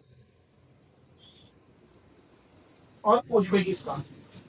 ये उज्बेकिस्तान, ठीक है, ये तुर्कमेनिस्तान, उज्बेकिस्तान। ठीक है, Kazakhstan, Kyrgyzstan, Tajikistan, Turkmenistan, Uzbekistan. ठीक है, तो ये 5 सेंट्रल एशियन कंट्री है। इसमें सबसे बड़ा कंट्री कजाकिस्तान। ठीक है, अच्छा यहाँ पे एक फिजिकल बॉडी की अगर हम बात करें तो यहाँ पे एक वाटर बॉडी जानना बहुत जरूरी है, अराल सी। ये अराल सी जो है ये उज्बेकिस्तान और कजाकिस्तान के बीच में, इसको नोट डाउन आपको करना है। अराल सी उज्बेकिस्तान और कजाकिस्तान के बीच में। तो ये क्यों इंपॉर्टेंट हो जाता है? क्योंकि अराल सी धीरे धीरे सिकुड़ रहा है ना। ये काफी हद तक समझिए कि सूख चुका है और बहुत छोटा हो चुका है। तो इसलिए ये समझिए कि एनवायरमेंट से रिलेटेड जो भी आपके टॉपिक होंगे वहां पे ये बहुत ज्यादा इंपॉर्टेंट लिया जाता है। तो आपके एग्जाम में पूछे जाने की संभावना बहुत ज्यादा है कि अराल सी कौन कौन से माउंटेन के बीच में है, कजाकिस्तान और उज्बेकिस्तान। इसके बाद हम आते हैं कैस्पियन सी की तरफ। तो अगर कैस्पियन सी की हम बात करें, ठीक है, तो कैस्पियन सी के चारों तरफ कौन कौन सी कंट्री है, पहला क्वेश्चन तो ये पूछता है। तो सबसे पहले यहां से तुर्कमेनिस्तान, कजाकिस्तान, उसके ऊपर रशिया, रशिया की इधर जाएंगे तो अजरबैजान और नीचे ईरान। ठीक है, तो कौन कौन सी कंट्री हुई कैस्पियन सी में? तुर्कमेनिस्तान, ऊपर आ गया कजाकिस्तान, फिर ऊपर रशिया, फिर उसके साइड में आ जाएंगे तो अजरबैजान और नीचे ईरान। ठीक है, तो अगर इसको कोई कोड बनाना चाहे तो आप एक कोड बना सकते हैं यहाँ पे, तारीख, तारीख, TARIK। टी से हो गया तुर्कमेनिस्तान, ए से हो गया अजरबैजान, आर से रशिया, आई से ईरान और के से कजाकिस्तान। ठीक है, याद रहेगा। तारीख कैस्पियन सी, कैस्पियन सी के लिए कोड है तारीख। तो कैस्पियन सी चाहो तो ये सारी कंट्री आती है। ठीक है, ये हो गया। अब इसके बाद आगे बढ़ते हैं।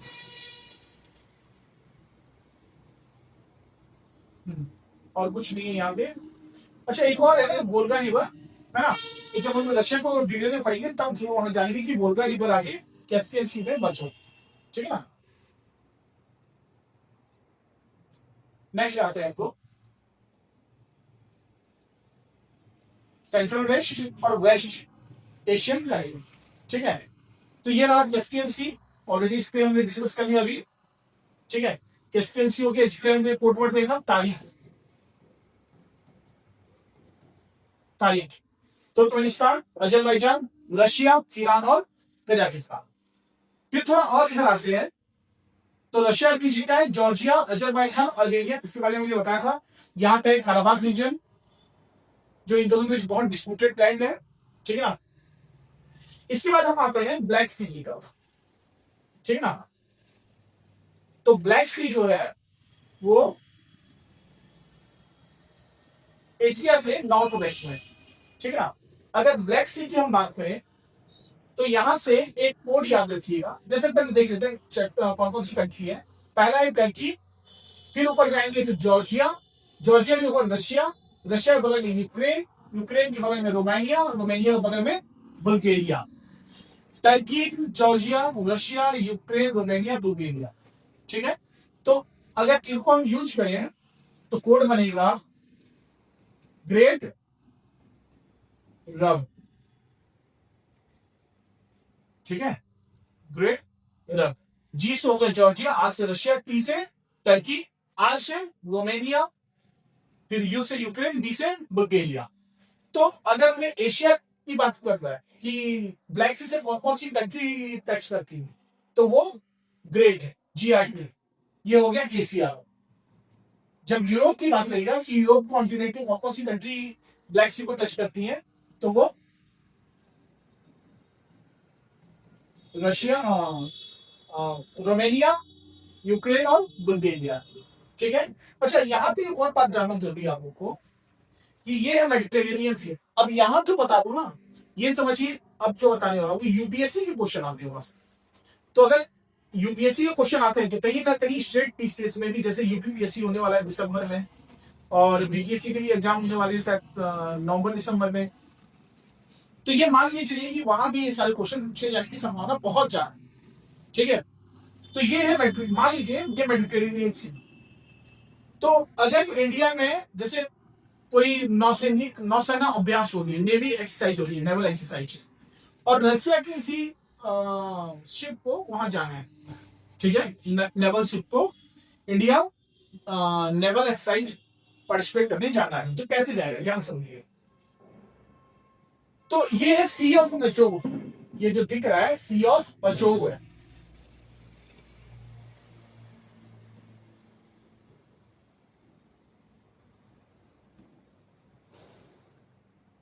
ठीक है।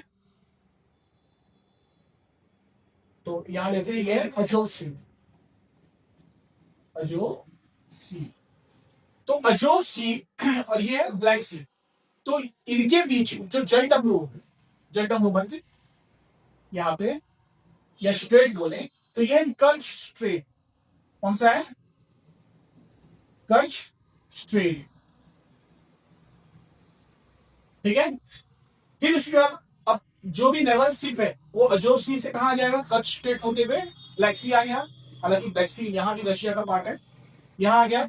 अब यहां से आगे बढ़ेगा तो ये आपको दिख रहा होगा सी ऑफ मारमरा, या इसको मारमरा सी बोलते हैं। क्या बोलते हैं? मारमरा सी। ठीक है। ये मारमरा सी और यहाँ पे ब्लैक सी, इनके बीच में जो स्ट्रेट है ये है बॉस्फोरस स्ट्रेट। Bosphorus straight. ठीक है। तो जो नेवल शिप थी अजोव सी से कर्च स्ट्रेट क्रॉस करके ब्लैक सी में आई, ब्लैक सी से बॉस्फोरस स्ट्रेट के थ्रू मार्मरस सी में आई, फिर मार्मरस सी से यहां पे है डार्डेनल्स स्ट्रेट, डार्डेनल्स स्ट्रेट। तो मार्मरस सी से डार्डेनल्स स्ट्रेट के थ्रू वो एजियन सी आ गए, तो ये हो गया एजियन सी। ये कौन सा हो गया? एजियन सी। फिर एजियन सी से आए मेडिटेरेनियन सी।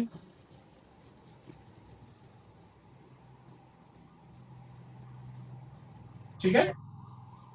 एक बार फिर से ध्यान से देखो, अजोव सी, कर्च स्ट्रेट, ब्लैक सी, बॉस्फोरस स्ट्रेट, मार्मरस सी, डार्डेनल्स स्ट्रेट, एजियन सी, मेडिटेरेनियन सी। उसके बाद यहाँ स्वेज कैनाल। तो स्वेज कैनाल से पहले ये पड़ेगा पोर्ट सईद, यहाँ पे है सईद पोर्ट, इसको वहां पे एक्सप्लेन बात करूंगा। तो सईद पोर्ट, उसके बाद यह स्वेज कैनाल, ये कैनाल है स्वेज कैनाल, और यहाँ पे आएगा स्वेज पोर्ट, स्वेज पोर्ट। फिर वहां से आ जाएगा gulf of Suez, Gulf of Suez से रेड सी, रेड सी के बाद नीचे आपके आ जाएंगे स्ट्रेट ऑफ बाबल मंडेर। ठीक है ना, बाबल मंडेर। उसके बाद सी ऑफ अदन, अदन की, अदन सागर, वहां से अरबियन सी और फिर इंडिया। ठीक है। तो होता क्या है ना कि ज्योग्राफी बहुत सिंपल है, अगर आप इसको बार बार मैप के थ्रू करें और बार बार देखते रहें कि अगर मान लीजिए आप अपने हाइपोथेटिकल मन में ये सोचिए कि मुझे रशिया को गेहूं बेचना है, या गेहूं तो समझिए रशिया में बहुत होता है, हमें उसे मान लो जैसे मसाला बेचना है या मैंगो भेजना है रशिया, तो कैसे जाएगा? इधर से कैसे जाएगा, उधर से कैसे जाएगा, मतलब वेस्ट से कैसे जाएगा, वेस्टर्न रशिया की तरफ, और ईस्ट से कैसे जाएगा, ईस्टर्न रशिया की तरफ। तो अगर ईस्ट से जाना है तो बे ऑफ बंगाल, मलक्का स्ट्रेट, फिर उसके मलक्का स्ट्रेट से होते हुए इंडोनेशिया के ऊपर से होते हुए अपना south China sea, south China sea से आगे जाएगा ताइवान सी, ताइवान सी से east China sea, yellow sea, अच्छा येलो सी, इधर Japan sea of Japan, Japan से फिर उधर अपना रशिया, ठीक है ना। तो इस तरह से ईस्ट और वेस्ट में ये वाला रूट है, ठीक है, ये हो गया, ठीक है। तो यहां पे है रशिया, है ना। रशिया और जॉर्जिया के बीच में एक माउंटेन है, काकेशस माउंटेन है। कौन सा माउंटेन है, कॉकेसस माउंटेन, ठीक है, रशिया और जॉर्जिया के नीचे, ठीक है। तो Russia, Caucasus mountain, Georgia, Georgia से नीचे आएंगे तो अर्मेनिया और अजरबैजान है, ठीक है।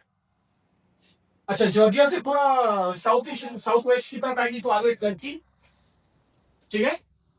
ये क्या है, टर्की। अच्छा, टर्की वो दूसरा कंट्री है जिसका कुछ मैक्सिमम पार्ट एशिया में है और इसका कुछ पार्ट हमें यूरोप में भी देखने को मिलता है, ठीक है। यहां से आगे बढ़ते हैं तो नेक्स्ट आता है टर्की, ठीक है। तो टर्की में एक आता है,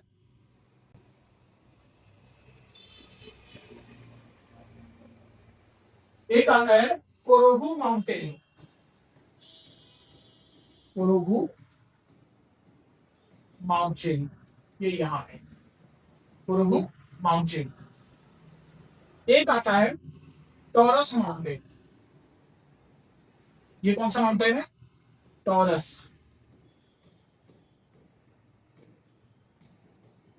ये कौन सा माउंटेन है, टॉरस माउंटेन, ठीक है। तो माउंटेन, ये दो माउंटेन बहुत इंपॉर्टेंट हो जाते हैं। अच्छा, यहां से कुछ रिवर निकलती है ना, जैसे टिग्रिस रिवर, एक यूफ्रेटस रिवर, है ना।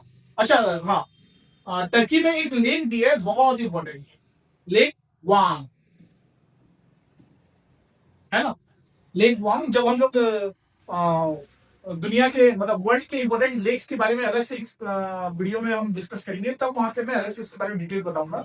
लेक वांग, तो लेक वांग जो है खारे पानी में बहुत ज्यादा फेमस है, अगर आपको कोई याद होगा तो। क्या इसके पीछे रीजन है, क्या लॉजिक है, अगर आपको याद है तो कमेंट पे, ठीक है। तो यहां से दो नदियां निकलती, एक है टिग्रिस रिवर,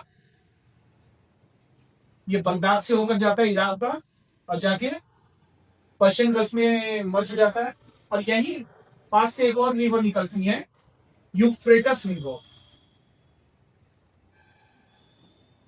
ये भी जाकर आगे पर्शियन गल्फ में मिल जाता है। तो अगर इन दो रिवर की बात करूं तो हिस्ट्री में ये दो रिवर का बहुत ज्यादा इंपॉर्टेंस है, ठीक है ना, वर्ल्ड हिस्ट्री में। और वो भी सिविलाइजेशन पीरियड में, जब इंडिया में इंडस वैली सिविलाइजेशन था, तो उस समय टर्की वाले रीजन, टर्की, इराक, सीरिया, इस रीजन में एक और सिविलाइजेशन डेवलप हुआ जो सिंधु घाटी सभ्यता के ही समकालीन था, और उस सभ्यता का नाम था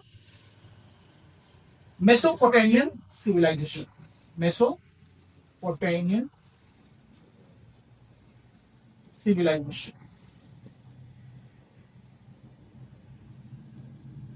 ठीक है। मेसोपोटामियन सिविलाइजेशन वो पूरे इस रीजन में फैला हुआ है, ठीक है। इस हो गया। तो वहां हमने चाइनीज सिविलाइजेशन देखा चाइना में, ठीक है। येलो रिवर, येलो रिवर और यांगची रिवर के बीच में, यहाँ टिग्रिस रिवर और यूफ्रेटस रिवर के बीच में हमने मेसोपोटामियन सिविलाइजेशन देखा, ठीक है। फिर इसके बाद यहां से आगे बढ़ेंगे,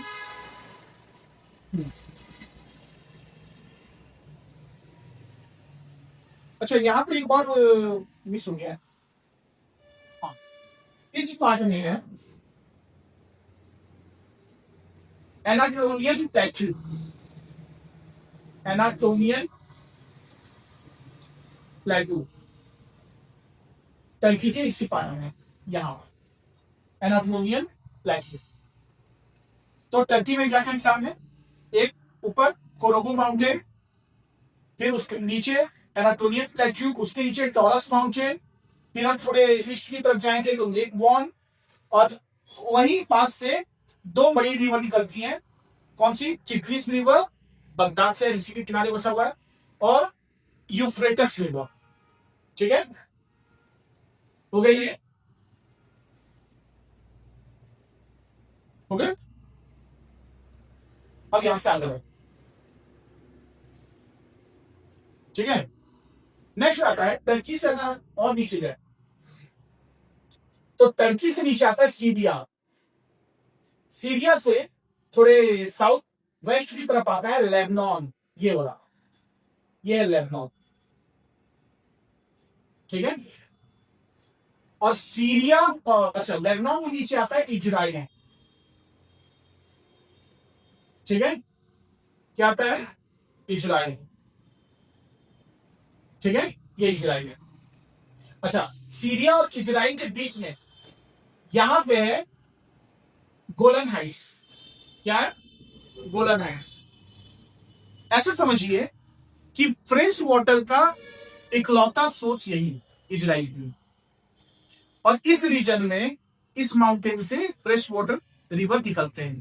तो सीरिया हो गया, या इजराइल हो गया, या लेबनान हो गया, हर देश ये प्रयास करते हैं कि फ्रेश वाटर की सोर्स हमारे कंट्रोल में। हालांकि प्रेजेंट में ये इजराइल के कंट्रोल में। तो सीरिया और इजराइल के बीच जो लड़ाई का मेन कारण है वो यही गोलन हाइट्स हो। तो कई बार आपको पूछेगा भी एग्जाम में, गोलन हाइट्स कहाँ है? तो ये इजराइल में। ठीक है, हालांकि सीरिया और इजराइल के बॉर्डर में। तो यहाँ पे इजराइल के ईस्ट में आपको एक पार्ट दिख रहा होगा, ये है वेस्ट बैंक। क्या है? West Bank. अभी जब इजराइल और ईरान का जब इशू चल रहा था, तो या फिर इजराइल और गाजा पट्टी का जो इशू चल रहा था, ठीक है ना, तो यहाँ पे वेस्ट बैंक और गाजा स्ट्रिप बहुत ज्यादा न्यूज में। तो ये आपको याद रखना जरूरी है कि ये जो गाजा स्ट्रिप है यहाँ पे है। ठीक है, गाजा स्ट्रिप का है यहाँ पे, इजिप्ट और इजराइल के बॉर्डर को तरह से यहाँ। ठीक है, मेडिटेरेनियन सी के पास हो गया। इसके बाद यहाँ पे है ये हो गया। अच्छा, वेस्ट बैंक में यहीं पे है फिलिस्तीन, जिसमें एक पार्ट है, जिसके पास एक पार्ट है जेरूसलम। ठीक है, इसके बाद इजराइल के कोस्टल रीजन में है तेल अवीव, बैरूत। ये सब कुछ इंपॉर्टेंट कोर्स आपने सुना होगा न्यूज में। ठीक है, अब इजराइल से अगर हम ईस्ट की तरफ जाएं, अच्छा इजराइल में एक सी है बहुत छोटा सा, यहां आपको दिख रहा होगा, डेड सी। ठीक है, अब डेड सी इसलिए बोलते हैं क्योंकि यहाँ पे कोई भी लिविंग ऑर्गेनिज्म सर्वाइव नहीं करता इस सी में। ना ही कोई मछली है, ना ही कोई दूसरे एक्वेटिक एनिमल्स है, ना ही कोई एक्वेटिक ऑर्गेनिजम्स है। ठीक है, तो यहाँ पर कोई भी लाइफ सर्वाइव नहीं करता है डेड सी में। ऐसा क्यों?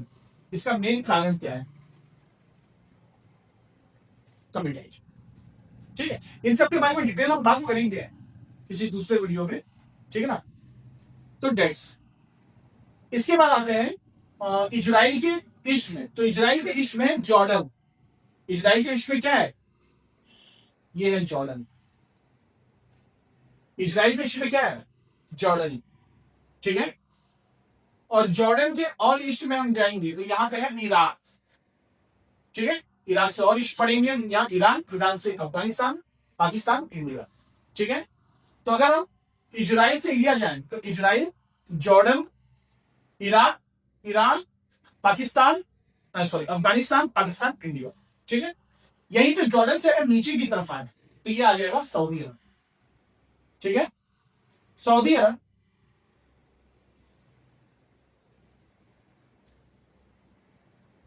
ठीक है, तो अगर सऊदी अरब की बात करें तो सऊदी अरब में यहां पे देखिए दो शहर मिल रहा है, मक्का और जद्दा, और यहां पे एक शहर है मदीना। ठीक है, मक्का, जद्दा, मदीना। ठीक है, तो 716 एडी, 716 एडी में ही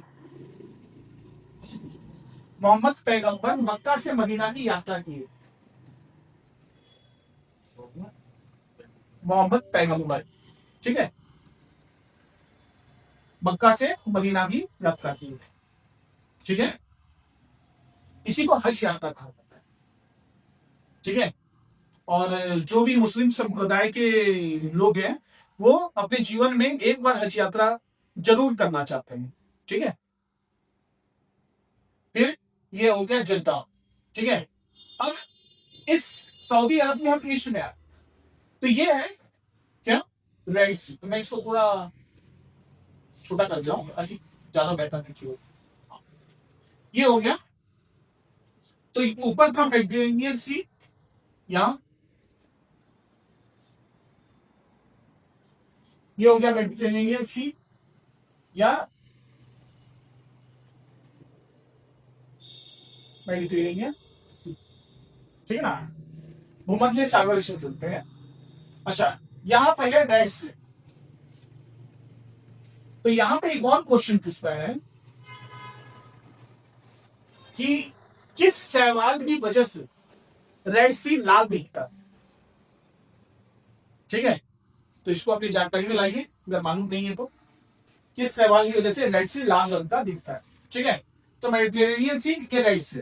अब इसके बीच में यहां आपको दिख रहा होगा स्विच के नाम में छोटा सा, यह स्विच है यहां।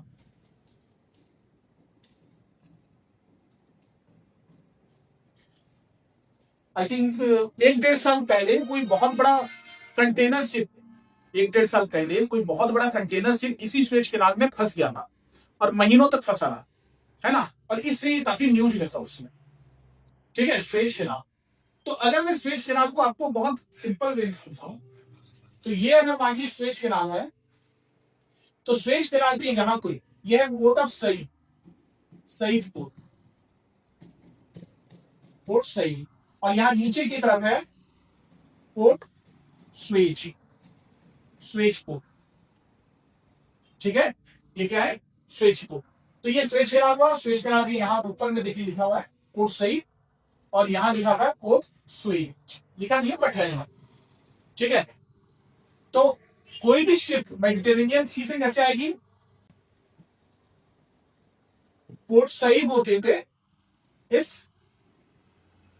स्वेज केनाल में एंटर करेगी, यहां से पोर्ट स्वेज होकर कहां निकल जाएगी, तो ये निकल जाएगी गल्फ ऑफ स्वेज में। ये जो है रीजन, ये गल्फ ऑफ स्वेज है, गल्फ ऑफ स्वेज। ठीक है, यहां से आ जाता है रेड सी। अच्छा, ये वाला पार्ट तो आपको दिख रहा है इजराइल जाता हुआ, है ना, ये आपका Gulf of Aqaba, Gulf of Aqaba, Aqaba Aqaba जो भी आप। तो Port Said, Suez Canal, Gulf of Port Suez, Gulf of Suez, फिर रेड सी। थोड़ा नॉर्थ वेस्ट की खत्म जाएगी तो ये है Gulf of Aqaba, Gulf of Aqaba. फिर यहां से आगे रहेंगे तो यहां से नीचे आने वाला आपको दिख रहा होगा ये गल्फ ऑफ अदन, गल्फ ऑफ अदन, और ये रेड सी है। तो इनके बीच में जो जलडम हुए हैं इसको बोलते हैं बाब अल मंदे, बा अल मंदे। ठीक है, अच्छा, अगर आप ये सोच रहे हैं कि बस बेसिक बेसिक ऊपर ऊपर हम ज्योग्राफी पढ़ लेंगे और जाके एसएससी का एग्जाम क्वालिफाई कर जाएंगे या दूसरे किसी स्टेट बीसीएस का एग्जाम क्वालिफाई कर जाएंगे या यूपीएससी, तो गलती से भी ऐसा मत सोचना, पाप है। तो आप ऊपर ऊपर पढ़ के वही एग्जाम क्वालिफाई करें, गलत फहमी में फिर आप जी रहे हैं, क्योंकि आपके जो कॉम्पिटिटर हैं वो ऑलरेडी इतना लर्न करके बैठे हैं। ठीक है, और एग्जाम अब कहीं ना कहीं ट्रेडिशनल क्वेश्चन से आगे बढ़ चुका है। अब तक जो ट्रेडिशनल बेसिक सेट उठाएंगे आप 4 वहां पे फैक्ट लर्न कर लेंगे और जाके एग्जाम दे देंगे, वैसा अब नहीं होने वाला। कहीं ना कहीं अब एग्जामिनेशन बोर्ड अपने आप को और डेवलप कर रही है, क्वेश्चन का लेवल बढ़ा रही है। ठीक है, तो कहीं ना कहीं आपको पहले से उसके लिए तैयार करना हो। ठीक है, वरना बाद में आप खाली अटेम्प्ट देते रहे। तो ये यमन हो गया, यमन के नीचे ये सोमालिया, है ना। तो पायलट्स ऑफ सोमालिया यही बैठे हैं। ये जो रीजन है ना, ये समझिए कि पायलट्स का रीजन। यहाँ पे कोई भी शिप जा रहे हैं, कंटेनर शिप या कोई भी कमर्शियल शिप, उस पर इन लोग अटैक करते हैं और चोरी करने का प्रयास करते हैं, सोमेलियन पायलट्स। ठीक है, इसलिए इंडियन नेवी इस रीजन में बहुत ज्यादा एक्टिव रहती है। ये जो रीजन है, एक तरह से समझिए कि इंडियन नेवी यहाँ पे एक तरह से सुरक्षा प्रदान करती है अपने देश के जो भी शिप्स होते हैं उसको, और साथ में इंडिया के साथ जिन कंट्री का अच्छा रिलेशन है उनके शिप्स को भी कहीं ना कहीं इंडियन नेवी प्रोटेक्शन प्रोवाइड करती है। ठीक है, और यहीं पे अभी कुछ समय पहले एक इंडियन शिप पे यमन के यहूदियों ने अटैक किया था, जिसे इंडियन नेवी ने रेस्क्यू किया। ठीक है, यहाँ से आगे बढ़े हैं तो यहाँ से गल्फ ऑफ एडन से आगे निकलेगी तो एजेंसी आती है। ठीक है, अब यहाँ वापस आते हैं, ये सऊदी अरब है। सऊदी अरब ये थोड़े नॉर्थ में हम जाएंगे, नॉर्थ ईस्ट में, तो ये है कुवैत। ये कौन सा देश है? कुवैत। ठीक है, फिर और थोड़ा नीचे आएंगे तो ये है बहरीन, छोटा सा। और नीचे आएंगे तो ये है कतर। साइड आएंगे तो ये यूएई, यूनाइटेड अरब अमीरात। फिर इस पार्ट में आएंगे तो ये है ओमान। इससे ऊपर जाएंगे तो ये ईरान है। ठीक है, ओमान से आगे बढ़ेंगे तो ये यमन है, ये पार्ट यमन। ठीक है, एक और चीज, ये जो तुम्हें गल्फ रीजन दिखाई दे रहा है इसको बोलते हैं पर्शियन गल्फ। ये कौन सा गल्फ है? Persian gulf.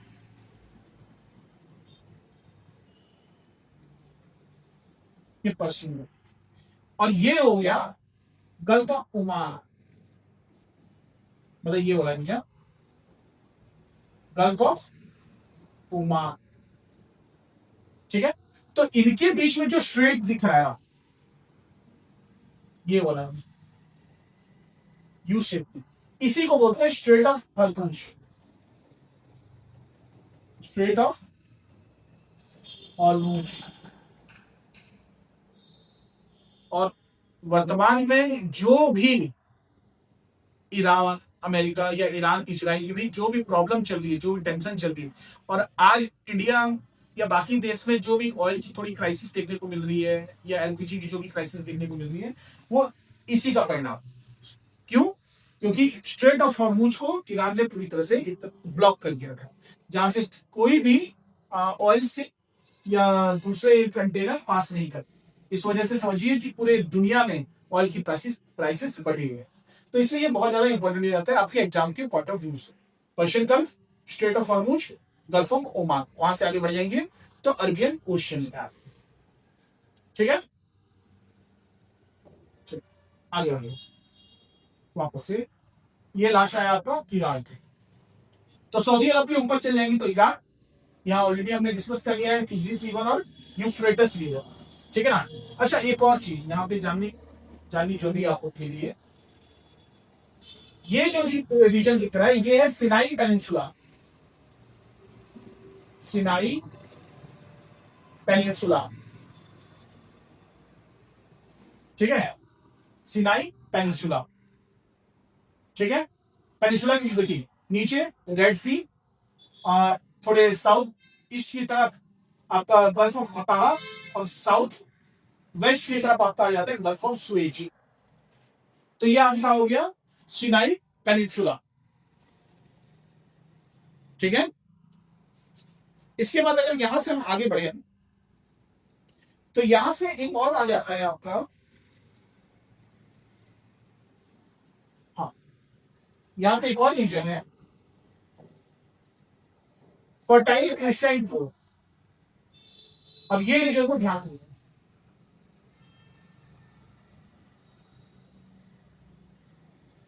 ये दिख रहा है,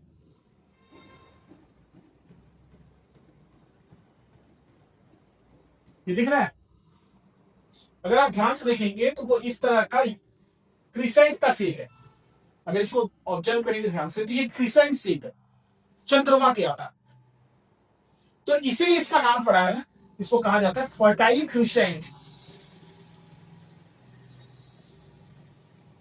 ये भी आपका यूपीएससी और स्टेट बीसीएस का इंपॉर्टेंट क्वेश्चन, फर्टाइल क्रिसेंट।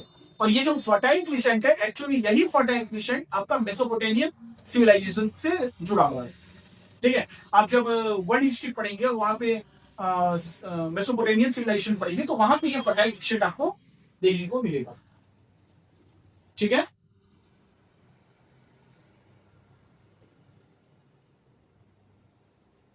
हो गया। अच्छा, ये वाला जो रीजन है सऊदी अरब, ये है अरेबियन पेनिनसुला, अरेबियन पेनिनसुला। इसके वेस्ट में रेड सी, नीचे जाओगे तो आपका सी ऑफ अदन, और वेस्ट ईस्ट में जाओगे तो आपका अरबियन सी। ठीक है, और इधर थोड़ा पर्शियन गल्फ, तो तीन तरफ से ये भी समंदर से घिरा हुआ है, इसलिए ये हो गया आपका अरेबियन पेनिनसुला। ठीक है, लास्ट आता है ईरान। ठीक है, ये ईरान है। ईरान में दो इंपॉर्टेंट माउंटेन याद रखना आप लोग। पहला आता है एल्ब्रुस, एल्बुर्ज माउंटेन, एल्बुर्ज माउंटेन, और दूसरा आता है Zagros mountain, Zagros mountain. BPSC किसी एग्जाम में ये पूछा हुआ है। ठीक है ना, एल्बुर्ज माउंटेन और जैग्रोस माउंटेन। यहाँ पे एक लेक है, इसको बोलता है लेक उर्मिया, लेक उर्मिया, ये लेक उर्मिया है। ठीक है, हो गया। यहां पे एक रिजर्व है, रिजर्वर, जिसको बोलते हैं कबीर रिजर्व। कबीर, अगर एक पूछ देता है एग्जाम में उसके लिए, कबीर रिजर्व किस कंट्री में है, तो वो ईरान है, कबीर रिजर्व। ठीक है, अच्छा, इसके बाद कुछ शहर का नाम याद रखना, क्योंकि अभी ईरान में बहुत ज्यादा अटैक हो रहे हैं, तो इसलिए आपको कुछ शहर का नाम याद रखना सबसे ज्यादा जरूरी है। ठीक है, सबसे पहला ईरान का कैपिटल तेहरान। ठीक है, थोड़ी वेस्ट में आ जाइए, तबरीज, फिर उसके बाद आ जाता है आपका करमनशाह, करमनशाह के बाद आ जाता है आपका अबादान, अबादान के बाद आ जाता है बदन गुसीर, और बदन गुसीर के ऊपर है सिराज। इसके बाद बदन गुसीर से आगे बढ़ेंगे, स्ट्रेट ऑफ हॉर्मुज के पास एक पोर्ट है, यह है बंदर अब्बास। ये कई बार न्यूज में आपको सुने होंगे, बंदर अब्बास। ये स्ट्रेट ऑफ हॉर्मुज के बहुत करीब है बंदर अब्बास, और यहीं पे कुछ समय पहले अमेरिका ने अटैक भी किया था, बंदर अब्बास। ठीक है, यहां से थोड़ी ऊपर जाएंगे तो करमन, करमन, और करमन से ऊपर जाएंगे तो मसहद। ठीक है, और करमन से अगर ईस्ट की तरफ जाएंगे तो ये जहेदा। तो ये कुछ इंपॉर्टेंट सिटी है ईरान की। ठीक है, तबरीज, करमनशाह, अबादान, बंदर गुसीर, सिराज, बंदर अब्बास, करमन, मसद, जहेदा। और यहाँ नॉर्थ में कैस्पियन सी के थोड़े करीब है ना, तो ये है तेहरान। ठीक है, तो ये हो गया आपका एशिया कॉन्टिनेंट। और यहां से ये मानकर चलिए कि बहुत सारे क्वेश्चन अलग अलग एग्जाम में आ सकते हैं, इसलिए इसको बार बार रिवाइज करते रहिए। और रिवाइज का एकमात्र तरीका है बुक कॉपी बंद करके बस सोचिए, कंट्री वाइज लाइन से आप सोचिए एक बार। उसके बाद ना हो तो एक बार जितने सी हैं और स्ट्रेट है उनको सोचिए, फिर उसके बाद जो इंपॉर्टेंट लोकेशन है उनको अलग से रिकॉल करिए, बस इतना ही है। माउंटेन हो गए, रिवर हो गए, ये अलग से रिकॉल करेंगे तो मुश्किल से 10 से 15 मिनट लगेंगे। हाँ, शुरू में आपको थोड़ा लर्न करना पड़ेगा तो समय ज्यादा लग सकता है, बट एक बार लर्न कर लेंगे तो आप कंटिन्यू इसको 4 से 5 मिनट में पूरा एशियन कॉन्टिनेंट को रिवीजन कर सकते हैं। ठीक है, तो जल्दी हम लोग अफ्रीकन कॉन्टिनेंट के साथ मिलेंगे। ठीक है, तब तक के लिए पढ़ाई करते रहिए, प्रिपरेशन करते रहिए। All the best.